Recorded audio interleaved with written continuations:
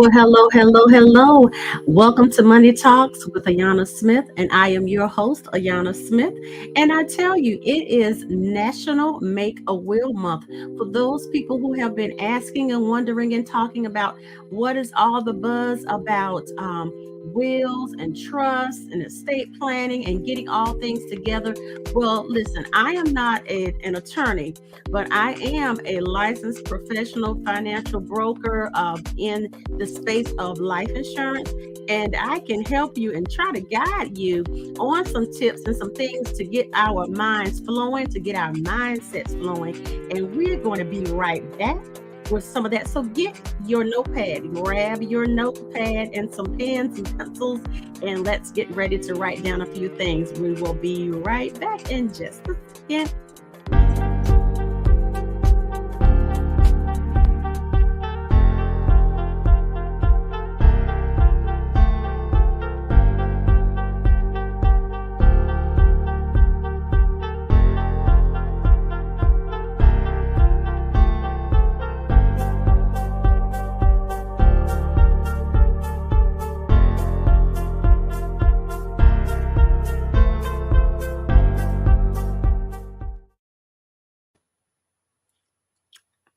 Well, we are back, and this is National Make a Will Month.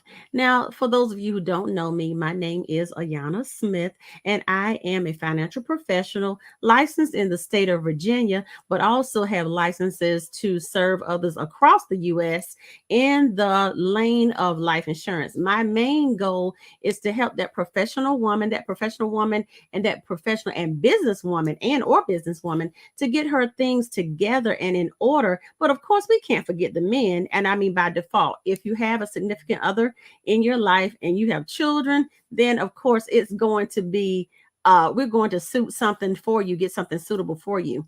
But I wanted to talk a little bit this evening. That normally, we have a guest. Well, hey, guess what? I'm the guest because we want to really talk about the National Make a Will Month because we have so many performers and people that we have known through the years. Just a very, if I could get some comments and some ones in the chat to really say, yeah, I know some people who had some discrepancies with their personal belongings when they passed away because there was not a will in place. I One of my good friends and agents, great longtime friend and agents in my agency, I said, listen, tell me what you were talking about. We always talk about, talk shop as well as personal. And I said, tell me that statement you were talking about and you shared. And the statement that I got from my great friend was trust is protection, will is direction. So of course we're talking about trust, that's trust and wills, but we're going to focus on the will since it is August. August is National Make a Will Month. We're going to focus on the wills. But I want to know, and please, if you're watching the replay or listening to the replay, if you have questions, please direct them to me because sometimes we can just answer some simple things and that will create solutions on the front end instead of being taxed with heartache and heartbreak on the back end. And what I mean by that is oftentimes we just don't plan. We just don't plan. We think, oh, everything is going to take care of itself. But here is the thing: we have different vantage points in looking at having a will because that will, what do we just say? The will is going to give direction. Yes, it's going to tell what direction things need to go in when we pass away. Absolutely. So many well-known people right, without their affairs in order. And that means that you not only hurt your family, but you give too much money away or all of it away because it stays tied up. And so some of the steps, basically, you may hear these terms. As I say again, I am not an attorney or a lawyer, although I did think about going into to that field. Still, it's near and dear to my heart because the law is very necessary. And yes, trust is protection, will is direction. Yes, thank you, friend. Absolutely. For bringing that back out and coming in clutch to help me out and say, what is that saying again? That's my friend Artemis. So I appreciate you. Uh, with that being said, we're going to look at one of the bigger things. I know sometimes people have this ideal and they'll say, hey, I'm too young. Too young for what? Too People are going away from here every single day. So, it's like we're not trying to plan for the end of our lives in early years, but it does happen. And so let's just look at this. You have to think about it in the whole encompassing estate planning, getting things in order. The will is one of those that we have to think about. The advanced directives that talks to the doctors and the healthcare professionals about what we want done in the event that we cannot speak for ourselves. Do we want to be resuscitated? Do we want to get blood transfusions? The things that of the do's and don'ts that we want to happen if we are incapacitated. That's one aspect. Then we're looking at like we say, the durable power of attorneys for physical management. Do we want to what it depends, of course, sometimes on what do we have, what do we want handled. All the scenarios are based on personal experience, and they're based with they're handled by case basis that will help to keep the planet, I would say help to keep the chaos down, because we've planned on the front end. So here's the thing. You may have children, you may not. But if you don't have children, you may say, well, shucks, what in the world? What do I need? You have a family. Most people, let's just say we have a family. We have sisters, brothers, mothers, cousins, or what have you. They need to know what to do with what we have. If we're working jobs, if we have businesses, do we want those businesses to continue? Who do we want those businesses are we set up to have them to carry on in the event of if we get sick or if we fully, pass away? So let's look at this. For example, if you had children, if you have minor children, the will is a tool that will allow you to nominate a guardian of the person that you want to care for your child, to care for the estate, speak for them, because you need someone, what we call, in the legal field, guardian ad litem, somebody to speak on the behalf of the child if the child's under 18.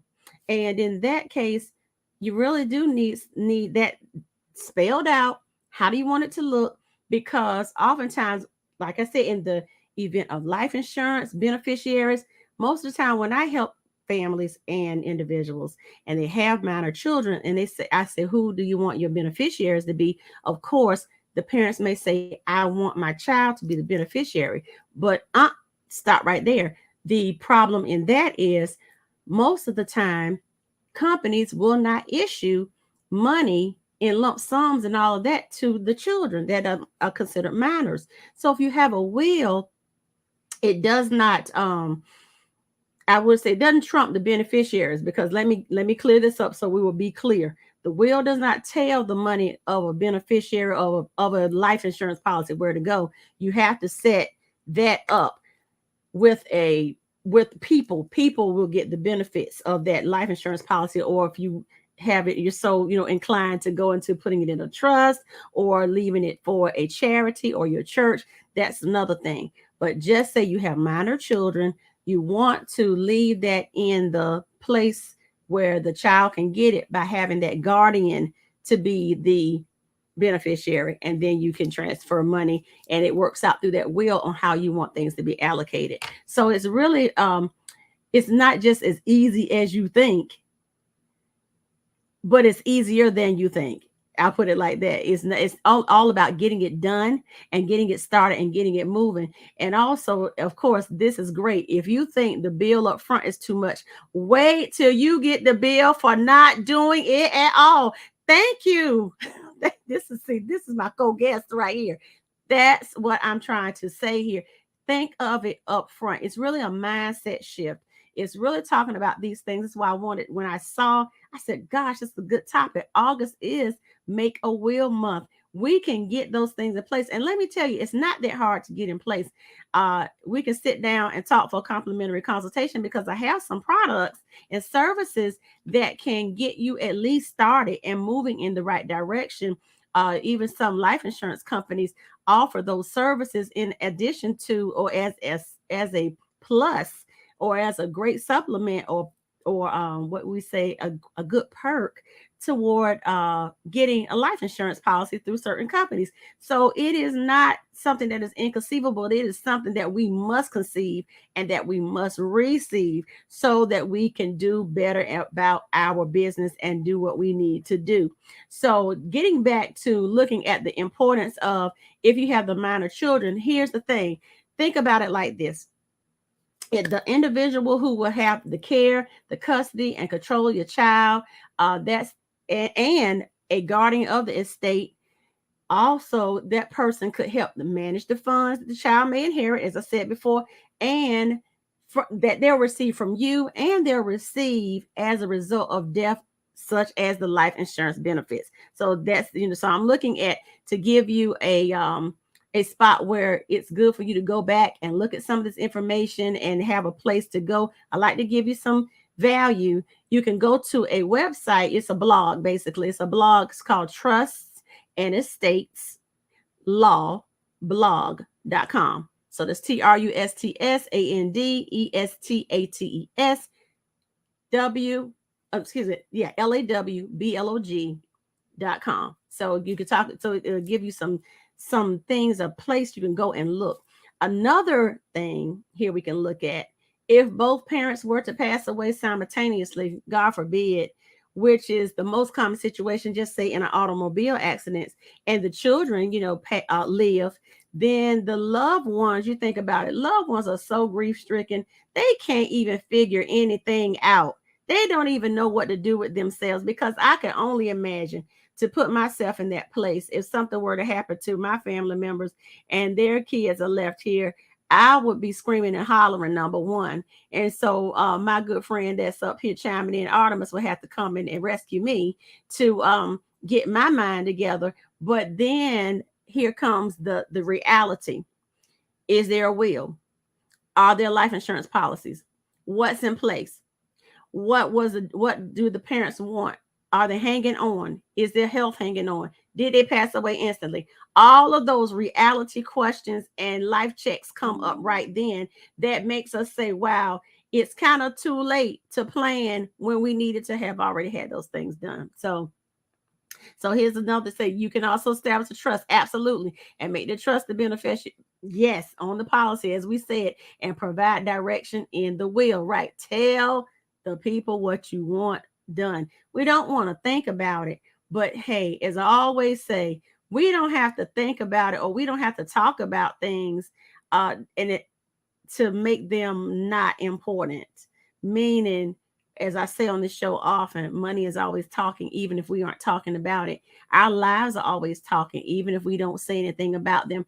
But there will be something said if we don't have things in place. So we have to get things in order, get things in place, and keep ourselves moving and running in a very succinct fashion, a very succinct manner. So some of the next things that we're going to look at, of course, we want to make sure that we have the ability to choose, and the will allow us to choose who our properties will go to. It makes us be able to speak from the afterlife, speak from the grave, and makes us be able to have some direction on where things are going to go and what things are going to do. So with your planning, thinking about that, August is again National Make a Will Month. We want to make sure that we get things in place because, as we said earlier, trust is protection, will is direction. We want to make sure that we are protected, yes, but we want to make sure that the things that we have amassed are directed properly. So the main things we want to direct properly when we are looking at these three documents, we want to have a will, and as I said earlier, recap, a will an advanced healthcare directive, and a durable power of attorney for financial management. And these three things should be considered as smart planning tools.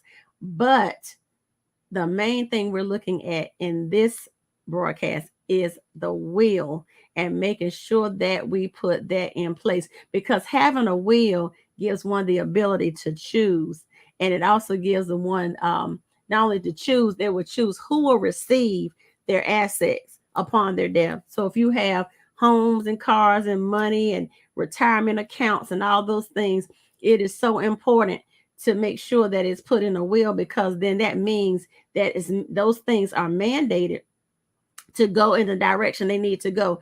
Sometimes we've had these I could say squabbles, quandaries, fights, even where people say, I know mama or auntie would want me to have this, that, or what have you. Well, if that's not agreed upon, and you have someone who is being the gatekeeper and acting up, as we sometimes know people can do, if it's written down, I want my teacups to go to my godchild, then that will be the way that it will go. But if it's not written, then it's sitting there as the estate, and it's sitting there as a big goo gob of stuff, all this stuff amassed together, and nobody knows is where it's supposed to go, because there was no direction, no directive left. That's the base word: direction, directives. They tell us what they're going to do. Advanced directives for medical tells us how we want our health handled.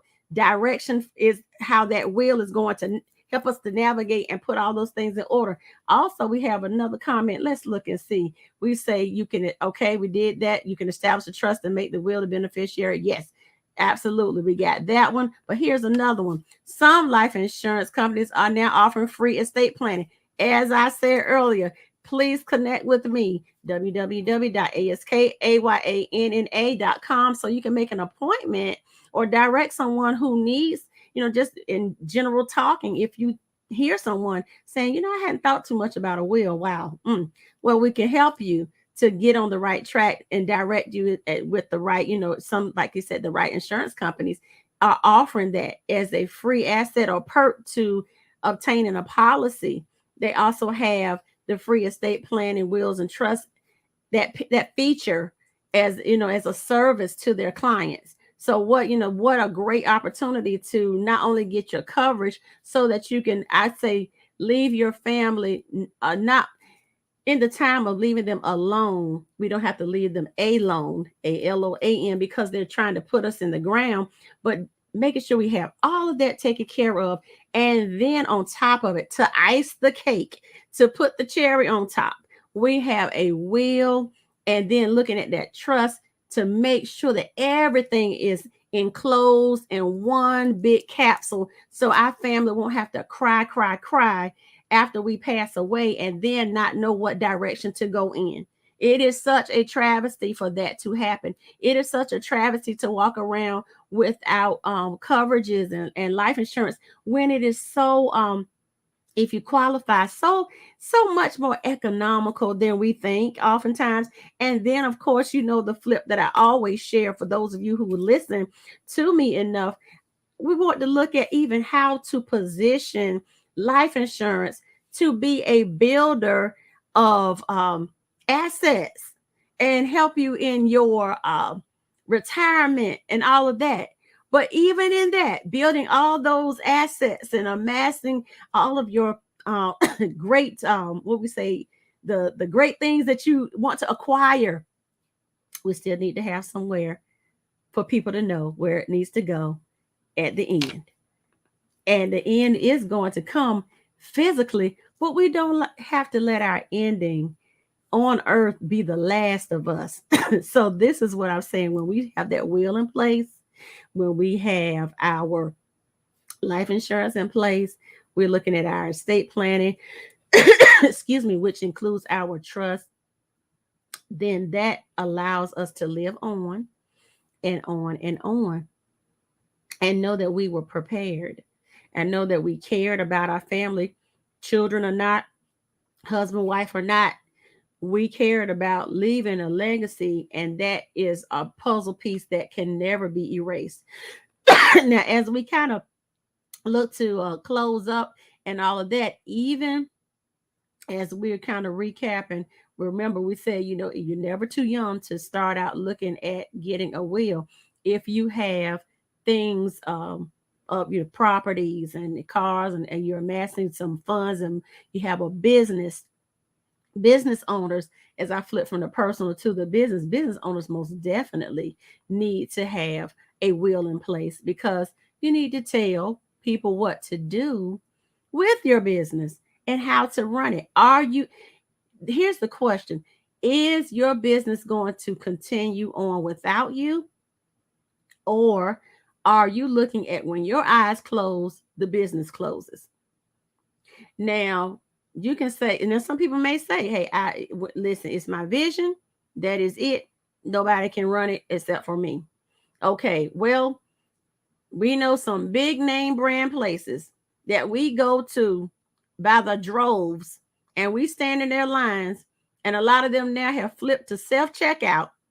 I don't even have to call their names. At about 3 or 4 popped in your head. 3 or 4 locations of the same place popped in your head. If that person had not had a plan in place, if a will had not been drawn up, if a trust had not been established, if the direction of their business had not been established, would that business still be going nationwide right now? The answer is no. So they had some foresight that their name would live on forever, and that people could be employed by them over and over and over and over. So their name will never dry up, because they planned. So that was business planning. They had their personal things in order, because most of the time, if you're a business owner, you have infused your personal into starting your business. So now this is money amassed and turned over and over and over. So do you not think that a will was not important? Because the businesses would not continue to be running to this day if business orders were not in place, if a will was not in place, if a trust and some type of estate plan wasn't in place. So it's something to think about. Make sure in businesses that even with that, you can couple this with your life insurance. When you're looking at business, looking at your business and putting a will in place, you make sure that you will leave. If it's survivorship is just this. We have 2 business partners. Give you a scenario. We have 2 business partners, and we get key man policies on each other. Then we can basically, if one passes away before the other, then you get the money from the other person, and you keep the business going forward. And yes, absolutely, you create that generational wealth. That's generational wealth. When I said you go into these businesses now, and you know that the originator, the original owner, is long gone, but the businesses are still going on live and well and moving strong, or either they have morphed into or blended into other companies, but nevertheless they're still going. So getting back to making sure you have that survivorship with your key man policies to keep your businesses going, and then have a will to even talk about the structure on how you want that business to divvy out money and funds, even to the family members of the other people that are, of the deceased family. And then what money is going to go back into the company to keep that company going. As I said, if you have vision and you know that your vision is longer, wider than you, then there has to be a plan put in place, such as a will, to tell what direction. Remember, we said trust is for protection, will is for direction. We want to make sure that we are coming up with the wheels and that insight of all of the legacy planning. This is all included in legacy planning. August is Make Your Will month, and I would love for you to, if you have any questions, shoot me a direct message. I will try to get the questions answered, or connect you to a person who can. If you need to get that all set up, you have some more in-depth things that you need to really cover, because as I say, it's not a one size fits all, it's a one size fits you. And the one size fits you are the people that I love working with and talking to and helping them to get to where they need to be. And I'm not a one trick pony. I have other people that we lock arms and talk about different things together, so we can get you to where you need to be, and as successfully as you need to get there. So please make sure that you do connect with me. And before we wrap up, we have let's say one more thing.